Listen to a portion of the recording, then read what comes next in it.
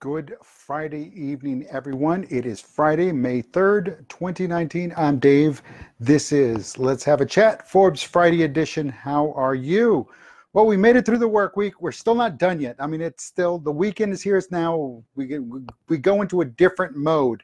Now we go into our side hustle, our side grinding, our doing our thing, making it for ourselves, doing it for ourselves and for those we love and those that we care about the most. And it's that time. So there's still a lot left to do. The week never truly ends. We just give it a tear off the calendar and it's a new day. So I do hope everybody had a great work week. And let's dive into Forbes Friday. As it says up there in the description, we're talking about Tumblr, Verizon, Facebook, the dangerous kinds, and esports, and a little bit more. So what is the dangerous kind? I'll get into it here in just a second. Straight from the Forbes.com website. Great article, folks. If you don't know what DAZN is, I do highly recommend you check it out. DAZN, DAZN. It's going to be the new, it's a new thing in sports. They're going to be the new sports leader. I did not know that a former ESPN official is the one that's running the show there. So kudos to them over there. Alrighty, so let's dive right in. So like I said, the first thing that I'll talk about is Tumblr and Verizon. A few years back, Tumblr looked like the leader in internet publishing. Now Verizon, the fated disruptor's parent company, is eagerly trying to unload Tumblr. Folks, Tumblr, if you don't know what it is, it was kind of like, it shaped up to be the replacement for Blogspot or Blogger.com, the Google version of the blog platform, the blogging platform. And it looked like it started off great, and then it became more visually oriented. And of course, wherever you're allowed to post pictures, well, you're going to get all kinds of images and videos popping up. And that kind of led it down that dark side. I mean, don't get me wrong, there's still a lot of great content there. There's great, I've been a photographer for as long as I can, since at least 1995. And I posted some of my photographs there on, I have a Tumblr blog, it's what it's called, and it's just photographs of stuff I've taken photos over the years, and there's a lot of great things going on out there. But again, it's still, just because it took that sour turn along the way, it's lost favor with the crowd, it's lost favor with the internet, and the internet moved on in a different way. It moved over to Instagram, it moved over to oh my, what's that one I forgot, the one that Yahoo has, Flickr, there we go. And then it moved over, now Facebook, and you can upload your images, you upload videos to live stream like I'm doing right here, right now. So Verizon bought this, now they want to dump it. I don't blame them. It's because, again, there's no ROI, no return on that investment. And folks, when you do something and you really, truly want to be able to get in there and do something, you definitely want to see that return on investment. But that's the money side of leadership. There was obviously a good intention in buying this, and it's like, oh, this will be great, it'll boost our portfolio, but it didn't deliver. So now it's a dog. And does the tail wag the dog? We'll see. All right, so again, good luck to Verizon on that one, but don't worry, somebody will buy it and it'll just return back to what it was. Okay, the next thing, Facebook. And Facebook announced that it's banned several high-profile extremist figures from its social network, expelling Alex Jones, a radio show host and conspiracy theorist, Milo Yiannopoulos, the former Breitbart contributor, Louis Farrakhan, the leader of the Nation of Islam, among others. So Facebook said, hey, we're going to still do this, and we're going to start cracking down and all of this. But again, it was outright blocking or banning these people the right thing? Because is it their fault that there are people that are gullible enough to listen? And yes, on the extremist side, yes, there are gullible people that will listen to that because, again, they don't see anything else. They can't see the forest for the trees. All they know is what they're going to latch onto. So would it be them? No, but maybe curtailing them. That might be the best thing to do, is curtailing them, cut them down. But again, I'm all for free speech. Don't get me wrong. I'm all for free speech, but I also understand that Facebook is owned. It's a company. It's owned by somebody. There's people, there's stockholders. I understand that.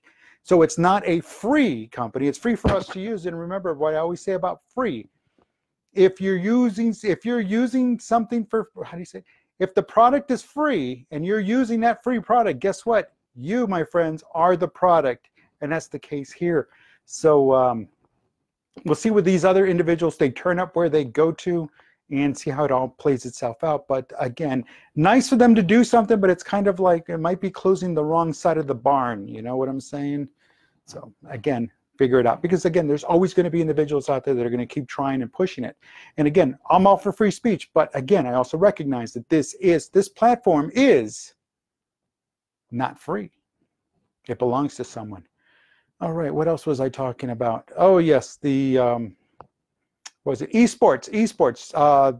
What were they called?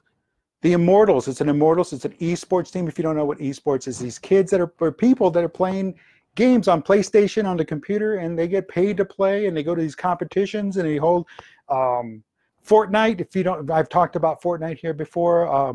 Call of Duty, several other games online.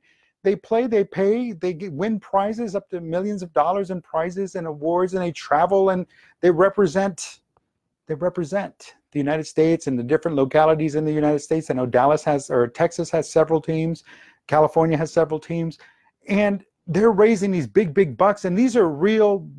$30 million is what the Immortals just recently raised. Folks, we might be missing something here.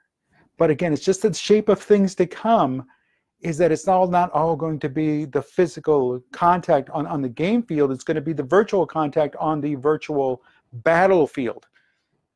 So looking at that, as a leader, you know, are you going to allow maybe somebody to, like they do with March Madness, and they go in and they spend a day or so watching basketball once a year in March.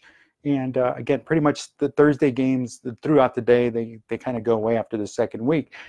But what are you going to do? What do you do when it's time to watch those esports and they're representing? And it's like, it's one of those things that you have to start now incorporating into your work life, your professional life, your business, your private life, as to, well, you know, it's going to be readily available.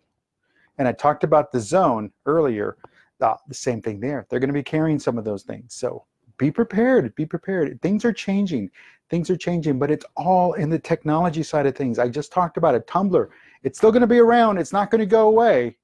It's just going to be a new iteration. Verizon, again, leading telecommunications firm, but again, it saw something, it grabbed onto it. However, everybody else went around it and did other things. Facebook is stepping up their game and addressing the needs that need to be addressed. And let's see if it works out. But again, the dangerous kind, the dangerous minds, again, who is it? Is it the ones that are saying the things, or is it the ones listening to it and just taking them at their word and not actually thinking things through and critically thinking and critically acting and behaving in an adult manner, but no, and critically thinking this thing through? Is this what this guy is saying? Is that really the right thing to do? It's probably not. But again, where's that disconnect, or where's that connect? And unfortunately, Facebook has done the disconnect. So let's see what happens. But I still say it's not going to get rid of all of them. It's just going to allow new ones to sprout up. So again, well, listen, folks, it's Friday. That's my Forbes Friday update. I hope everyone has a great weekend. Again, side hustle, grinding, everything. We're not done. It's the weekend just starting. But again, you got to do what you got to do and enjoy it. Make the best of it, because Monday comes pretty darn quickly. So until then, listen, have a great weekend. I will talk to you on Monday when we do sports and leadership, and we'll talk about the Kentucky Derby.